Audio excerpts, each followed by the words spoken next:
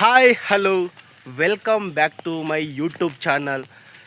ಇವತ್ತಿನ ದಿನ ನೈಟು ನಮ್ಮ ಊರಲ್ಲಿ ಮಳೆ ಬಂದು ಅತಿಯಾದ ಗಾಳಿಯಿಂದ ಯಾವ ಲೆವೆಲ್ಗೆ ಬೆಳೆ ನಾಶ ಆಗಿದೆ ಅಂತಂದರೆ ನೋಡಿ ಭತ್ತನೇ ಅರ್ಧ ಕೆಳಗಡೆ ಮಲ್ಕೊಂಬಿಟ್ಟಿದೆ. ಈ ಲೆವೆಲ್ಗೆ ನಾಶ ಆಗಿದೆ. ಇದನ್ನೆಲ್ಲ ಕಣ್ಣಿಂದ ನೋಡಿ ಕಂಗಾಲ ಆಗ್ಬಿಟ್ಟಿದೀನಿ. ಬೇಕಣ್ಣ ಈ ಲೋಪರ್ ನನ್ನ ಮಗನ್ ತಲೆ ಬೇಕೇ ಬೇಕು.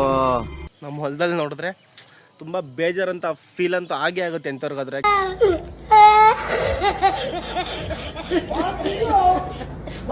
ಅಂತಂದ್ರೆ ಆರಾಮಾಗಿ ಒಂದು ಒಳ್ಳೊಳ್ಳೆ ಹಲಸನ್ನು ಕೊಟ್ಟಿದ್ದು ಗುರು.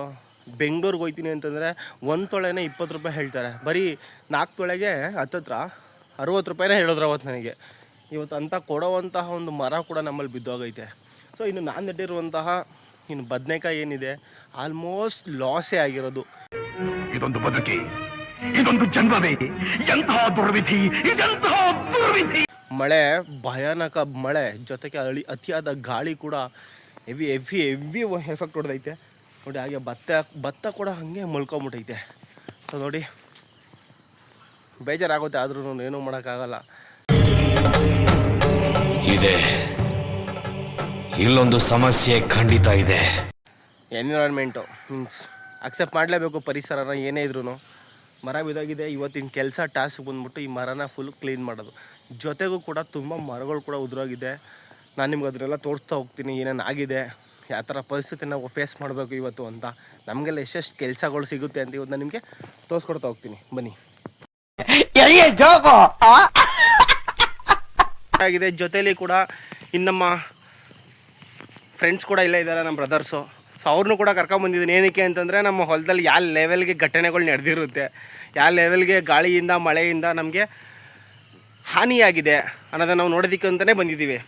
ಈ ಒಂದು ಅದ್ಭುತವಾದ ಕ್ಷಣಕ್ಕೆ ಭಾರತವೇ ಸಾಕ್ಷಿಯಾಗಿದೆ. ಈ ಕಡೆ ಬಂದರೆ ಮರ ಮುರಿದೋಗಿದೆ. ಇದು ಅದು ನಮ್ಮ ವಯರು ಅದ್ರ ಮೇಲೆ ಬಿದ್ದಿದೆ.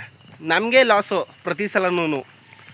ಏನಪ್ಪ ಹೇಳ್ತೀರಿ ಈ ಒಂದು ಹಾನಿ ಬಗ್ಗೆ? ಏನಣ್ಣ ಹೇಳಮ್ಮ, ಹಿಂಗ್ ಬಂದ್ರೆ ವರ್ಷದಲ್ಲಿ ಮಳೆ ಕುಯ್ ಟೈಮು, ಈಗ ಬಂದ್ಬಿಟ್ರೆ ಏನಪ್ಪ ಕತೆ ರೈತರದು. ಇಂಥ ಜನ ಎಲ್ಲಿ ಸಿಗ್ತಾರೆ ನಿಮ್ಗೆ? ಹೊಡಿರಿ ಚಪ್ಪಾಳೆ ಹೊಡಿರಿ, ಇದು ನಮ್ಮ ದೇಶ ಅಂದ್ರೆ. ಹಾಗೆ ಅಲ್ಲಿ ದೊಡ್ಡದೊಂದು ಮಾವಿನ ಮರ ಕೂಡ ಬಿದ್ದೋಗಿದೆ. ಹಾಗೆ ನಮ್ಮ ಊರಲ್ಲಿ 2 ಲೈಟ್ ಕಂಬ ಬಿದ್ದೋಗಿದೆ.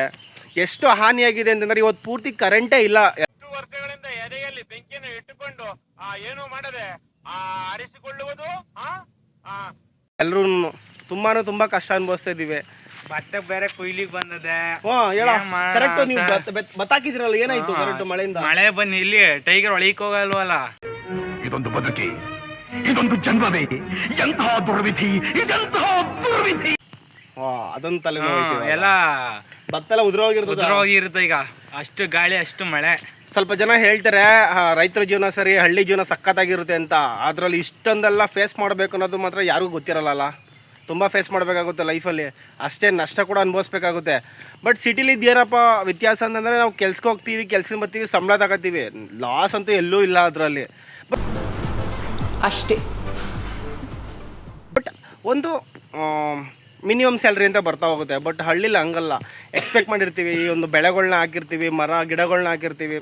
ನಮ್ಗದು ಫಲ ಕೊಡೋ ಟೈಮಲ್ಲಿ ನಮ್ಗದು ಕೈ ಕೊಟ್ಬಿಡ್ತು ಅಂದಾಗ ಹೆಂಗೆಲ್ಲ ಎಫೆಕ್ಟ್ ಆಗುತ್ತೆ ಅಂತಂದರೆ ಹಾಕಿರೋ ದುಡ್ಡು ಕೂಡ ವಾಪಸ್ ಕೈಗೆ ಬರೋಲ್ಲ ಅಂತ ಸ್ಥಿತಿ ರೈತಂದು. ಸ್ವಲ್ಪ ಡಿಪ್ರೆಷನ್ ಅಲ್ಲಿ ಇದೀನಿ, ಸೀರಿಯಸ್ ಆಗಿ ನಾನು ಡಿಪ್ರೆಷನ್ ಅಲ್ಲಿ ಇದೀನಿ. ನನಗೆ ಆಗ್ತಾ ಇಲ್ಲ ಇರಕ್ಕೆ, ಒಂಥರ ಮರೆಯಕ್ಕೆ ಆಗ್ತಾ ಇಲ್ಲ. ಈ ತರ ಇನ್ಸಿಡೆಂಟ್ಸ್ ಆಯ್ತಲ್ಲ ನನ್ನ ಜೀವನದಲ್ಲಿ ಅಂತ. ಏನು ಗೊತ್ತಾ, ಇದೇ ಮಳೆ ಅದೇ ಬೆಂಗಳೂರಿನಲ್ಲಿ ಬತ್ತು ಅಂತಂದರೆ ಅಲ್ಲಿ ನೀರು ಹಿಂಗೋದಕ್ಕೂ ಕೂಡ ಜಾಗ ಇರಲ್ಲ. ಅಲ್ಲಿ ನುಗ್ಗುತ್ತೆ, ಮನೆಗಳು ನುಗ್ಗುತ್ತೆ. ಅಲ್ಲಿ ಮನೆ ನುಗ್ಗಿ ಅಲ್ಲಿರೋ ಜನಗಳಿಗೆ ಒಂಥರ ತೊಂದರೆ ಆದರೆ, ಇನ್ನು ನಮ್ಮೂರಿಗೆ ಬರ್ತೀನಿ ಅಂತಂದರೆ ನೀರು ಹಿಂಗೋದಕ್ಕೆ ತುಂಬ ಹೊಲಗಳು ಇದೆ, ಗದ್ದೆಗಳಿದೆ. ಬಟ್ ಆದರೆ ನೋಡಿ ನಮ್ಗೆ ಯಾವ ಥರ ಲಾಸು. ಒಂದು ತೆಂಗಿನ ಮರ ಬೆಳಿಬೇಕು ಅಂತಂದರೆ ಇಟ್ಸ್ ನಾಟ್ ಇಂಪಾಸಿಬಲ್. ಅದು ಈಸಿನೇ ಇಲ್ಲ. ತುಂಬ ವರ್ಷಗಳು ಕಷ್ಟಪಟ್ಟಿರ್ತೀವಿ. ಸಡನ್ನಾಗಿ ಮಳೆ ಗಾಳಿಯಿಂದ ನಮ್ಮ ಅಣ್ಣವ್ರದ್ದು ಹೊಲದಲ್ಲಿ ಏನಾಗಿದೆ ಅಂದರೆ ಮಿನಿಮಮ್ ಅಂದರೂ 3 ಇಂದ 4 ಮರಗಳು ಬಿದ್ದೋಗೈತೆ. ಏನು ಮಾಡೋಕ್ಕಾಗಲ್ಲ, ಅಕ್ಸೆಪ್ಟ್ ಮಾಡಲೇಬೇಕಲ್ಲ. ನೋಡಿ ಎಷ್ಟು ಕಾಯಿ ವೇಸ್ಟು, ಅರ್ಧಂಬರ್ಧ ಕಾಯಿ. ಅದು ಪೂರ್ತಿ ಎಳ್ನೀರು ಹೋಗಿಲ್ಲ, ಎಲ್ಲ ಕಡೆ ಪೂರ್ತಿ ಕಾಯಿನೂ ಹೋಗಿಲ್ಲ. ಎಲ್ಲ ಸೆಂಟ್ರ್ ಇರುವಂಥದ್ದು.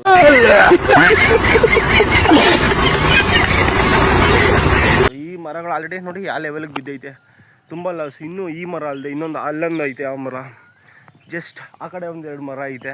ತುಂಬ ಲಾಸ್ ಆಗಿದೆ. ಬಟ್ ಏನೂ ಮಾಡೋಕ್ಕಾಗಲ್ಲ, ಯಾರು ಏನೂ ಮಾಡೋಕ್ಕಾಗಲ್ಲ. ಪರಿಸರದಿಂದ ಆಗಿರೋದು ನಾವು ಅಕ್ಸೆಪ್ಟ್ ಮಾಡಲೇಬೇಕು. ನಾವೆಲ್ಲ ಎಷ್ಟು ಪರಿಸರಕ್ಕೆ ಹಾನಿ ಮಾಡ್ತಾಯಿದ್ದೀವಿ, ಸೊ ಅಷ್ಟೇ ಕೂಡ ನಮಗೆ ಹಾನಿ ಆಗೇ ಆಗುತ್ತೆ. ಅದಕ್ಕೆ ನಾವು ಹೇಳೋದು ಎನ್ವಿರಾನ್ಮೆಂಟ್ನ ಕಾಪಾಡ್ಕೊಬೇಕು ಅಂತ.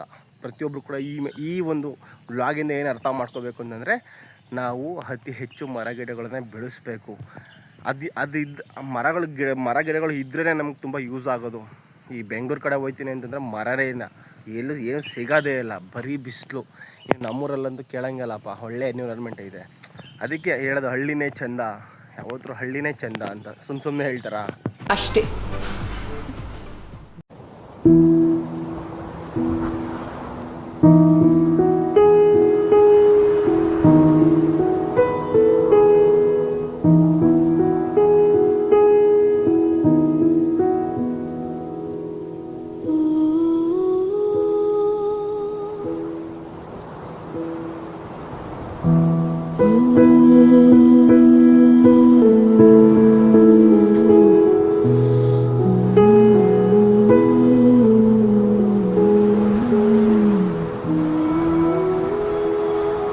ನಾವು ಇಷ್ಟೊತ್ತು ನಮ್ಮ ಹೊಲ ಗದ್ದೆಯಲ್ಲಿ ಏನೆಲ್ಲ ಆಗಿದೆ, ಬೆಳೆ ನಾಶ ಆಗಿರ್ಬೋದು, ಮರ ಗಿಡಗಳು ಬಿದ್ದೋಗಿರೋದು, ಇದೆಲ್ಲ ಬಂದ್ವಿ. ಹಾಗೆ ಮನೆ ಹತ್ರ ಬರ್ತೀವಿ ಅಂತಂದರೆ ಸಣ್ಣ ಪುಟ್ಟ ಆಗಿದೆ, ಗಿಡಗಳು ಲೈಟಾಗಿ ಸ್ವಲ್ಪ ಹಾಳಾಗಿದೆ.